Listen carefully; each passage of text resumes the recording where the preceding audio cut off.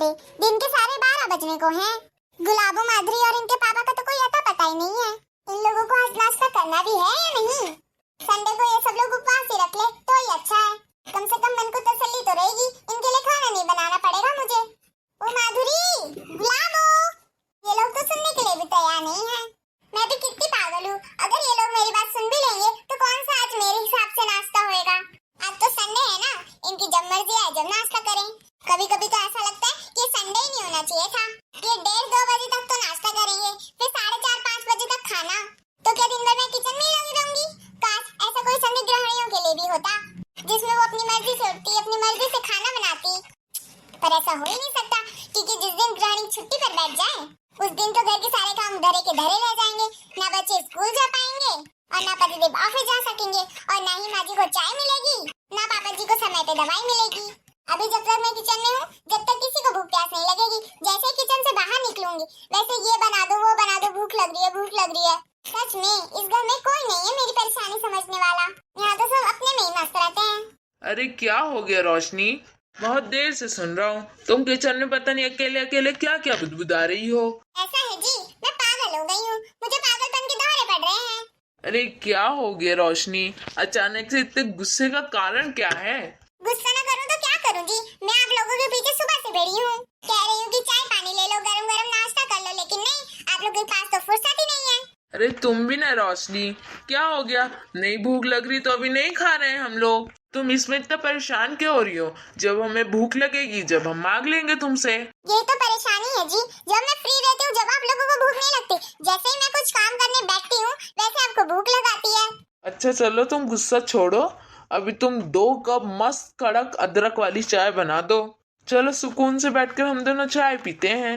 चाय तो मैं अभी बना कर लाती हूँ जी, मैं सुकून से कैसे बैठ पाऊंगी? गुलाबो और माधुरी ने सुबह से 1 गिलास पानी तक नहीं पिया है।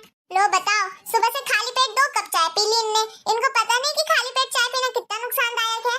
चाय चढ़ा देती हूँ और बच्चों को उठा देती हूँ जाकर। माधुरी, गुलाबो, अब उठ भी जाओ, मैं कब से वेट कर रही हूँ तुम्हारा कमरे के बाहर, पर तुम तो अपने कमरे के बाहर ही नहीं निकल रहे हो। ये क्या माधुरी, तुम अभी तक सो रही? उठो बेटा उठो, 12:30 बजने को आ गए हैं। मम्मी आज संडे है, आज तो अपने हिसाब से सोने दो ना। हाँ यार मम्मी आज संडे है, कम से कम आज तो हमें चैन से जीने दो। मम्मी आप इतना परेशान क्यों होती हो? जब हमें भूख लगेगी जब हम अपने आप ही उठ के आ जाएंगे। जाओ मम्मी आप भी आराम करो और हमें भी आराम करने दो। और वैसे मम्मी आज संडे है, आज हम बाहर से कुछ अच्छा ऑर्डर कर लेंगे।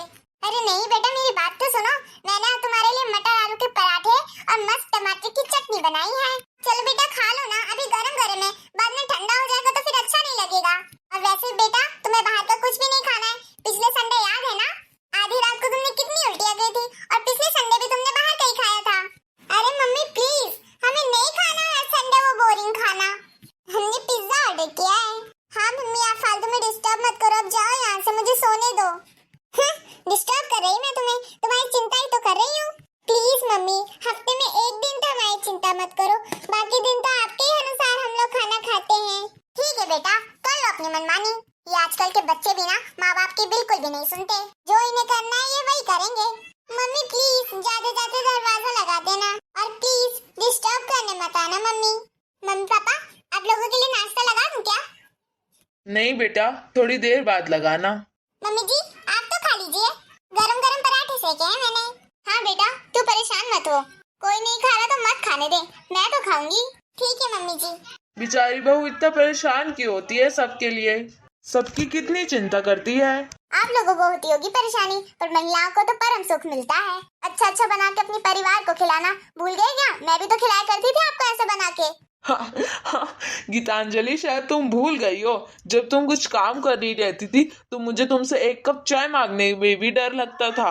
और बहू को देखो बेचारी बार बार पूछती रहती है पापा जी ये खा लो वो खा लो।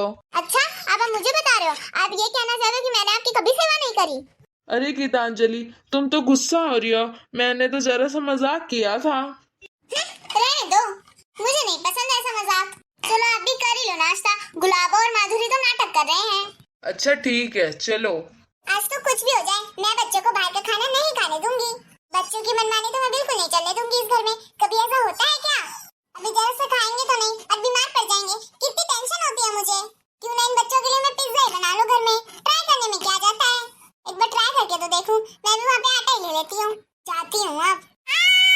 अरे गीतांजलि, ये क्या हुआ तुम्हें? कैसे गिर गई तुम? माधुरी, गुलाबो, जल्दी आओ दौड़कर। अरे मम्मी कैसे गिर गई आप? बेटा जल्दी एम्बुलेंस को कॉल करो। इनको अभी के अभी हॉस्पिटल लेके चलते हैं अपन। आपको चिंता करने की जरूरत नहीं है, इनको थोड़ी देर में होश आ जाएगा। लेकिन इनके कमर में चोट आई है, जिससे इनको कुछ दिन बेड रेस्ट करना पड़ेगा।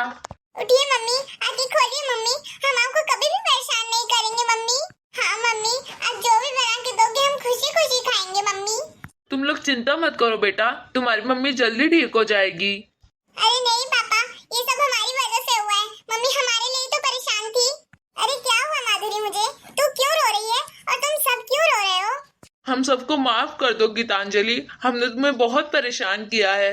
हमारी वजह से तुम किचन में गिर गई गीतांजलि, और तुम्हें अपने कमर में चोट लग गई। हाँ मम्मी, हमें माफ कर दीजिए मम्मी, आज के बाद हम आपको कभी परेशान नहीं करेंगे। अरे बस करो बेटा, ऐसी कोई बात नहीं है, बस जरा सी छोटा ही है, 2-3 दिनों में ठीक हो जाऊंगी। तुम लोग अपने आप को क्यों दोष दे रहे हो? अरे ये क्या जी, आप तो बच्चों की तरह रो रहे हो। आप रोएंगे तो बच्चों को कौन संभालेगा? हाँ गीतांजलि, तुम सही कह रही हो। आज के बाद हम तुम्हें कभी भी शिकायत का मौका नहीं देंगे गीतांजलि। हाँ मम्मी, हम आपको कभी भी शिकायत का मौका नहीं देंगे। देखिए, अब आप लोग पेशेंट को आराम करने दीजिए। ठीक है डॉक्टर, आप सब में से कोई एक ही यहाँ रुकिए। माधुरी, तुम यही मम्मी के पास रुको, मैं घर जाके मम्मी के लिए खिचड़ी बना के लाता हूँ। ठीक है पापा। अब मुझे पता चला पापा कि मम्मी कितना काम करती थी। हाँ बेटा, आज पूरे 4 दिन हो गए। अब मुझे पता चला कि गीतांजलि को कितना काम होता है घर में, और वो हमारी कितनी चिंता करती है। लेकिन हमने एक काम वाली बाई से बात की है बेटा, अब तुम्हारी मम्मी को थोड़ा काम में मदद मिल जाएगी। हाँ पापा, ठीक ही सोचा है आपने। अब मुझे मम्मी के काम की अहमियत समझ में आई। पहले तो मुझे लगता था कि मम्मी बस हमारे पीछे ही पड़ी रहती है, लेकिन अब मुझे पता चला कि एक खिचड़ी बनाने में भी कितनी मेहनत लगती है मम्मी को, और घर की साफ सफाई करना भी कोई मामूली काम नहीं होता। पापा देखो ना, हम कितनी कोशिश कर रहे हैं कि जैसे मम्मी ने चमका के रखा था किचन वैसे ही चमकाए, पर हमसे चमक ही नहीं रहा वैसा किचन। हमसे तो ये हो ही नहीं रहा। हाँ बेटा, अगर तुम्हारी मम्मी ने इतना गंदा किचन देखा तो पता नहीं वो बेड रेस्ट छोड़ के काम में ही ना लग जाए। अब समझ में आया बेटा तुम लोगों को कि तुम अपनी मम्मी को कितना परेशान करते थे। हाँ हाँ दादी, पर मैं अकेले मिलकर मम्मी को परेशान नहीं करती, हम सब मिलकर मम्मी को परेशान करते हैं। ठीक है, अब तक जो हुआ वो हुआ, लेकिन एक सबक ले लो बेटा कि मम्मी की मदद करना सीखो, मम्मी को परेशान करना छोड़ दो तुम लोग। हाँ माँ, आप बिल्कुल सही कह रहे हो, हम सबको मिलकर गीतांजलि की मदद करनी चाहिए। हाँ माँ, लेकिन अब मैंने फैसला किया है कि हम सब मिलकर अब गीतांजलि की मदद करेंगे माँ। हाँ हाँ पापा, मैं तो मम्मी की मदद जरूर करूंगी। अच्छा ठीक है, तुम लोग जाके गीतांजलि के पास बैठो, उसे खाने का टाइम हो रहा है। मैं उसकी खाने के लिए खिचड़ी बना देती हूँ। हाँ हाँ दादी, थोड़ी खिचड़ी मेरे लिए भी बना देना। अरे बाप रे, माधुरी तो खिचड़ी खाएगी? पिज्जा बर्गर खाने वाले के गले के नीचे उतर जाएगी क्या खिचड़ी? मुझे तो नहीं लगता भाई। हाँ दादी, आप तो खिचड़ी बनाइए, मैं खुशी खुशी खा लूंगी। थोड़ी खिचड़ी मैं भी खा लूंगा माँ। क्या बात है भाई। अरे बहू, ये लो दलिया खा लो। उठो गीतांजलि, अब खा भी लो। और एक मजे की बात सुनो गीतांजलि बेटा। क्या माँ जी? दोनों बेटी बाप किचन में बैठ के खिचड़ी खा रहे हैं। क्या खिचड़ी? वो भी माधुरी? हाँ, यही तो आश्चर्य की बात है गीतांजलि। मुझे तो लगता है ये तो बहुत अच्छा हुआ जो तुम किचन में गिर गई और इन लोगों को अकल आ गई बेटा। हाँ मम्मी जी। हाँ बेटा, पिछले 4 दिन से यही लोग घर का काम कर रहे हैं और इन लोगों को समझ में आ गया है ये तुम्हें कितना परेशान कर रहे थे। सच कहूँ गीतांजलि, तो मुझे भी समझ में आ गया है। मुझे पता चल गया कि तुम हमारे लिए क्या हो। तुम्हारे सिर्फ 4 दिन बिस्तर में रहना हम लोगों के लिए 4 महीने के समान था। सुनो गीतांजलि, इन लोगों ने निर्णय लिया है कि ये लोग कभी तुम्हें शिकायत का मौका नहीं देंगे। क्या मम्मी जी? अच्छा, इन लोगों को अकल आ गई। सो हाय फ्रेंड्स, कैसे आप सब लोग? अगर आपको आज की हमारी कहानी अच्छी लगी तो इस वीडियो को लाइक कर दीजिए, और अगर आप हमारे चैनल पे नए हैं तो सब्सक्राइब भी कर दीजिए। फिर मिलते हैं एक नए वीडियो में, तब तक के लिए राम राम।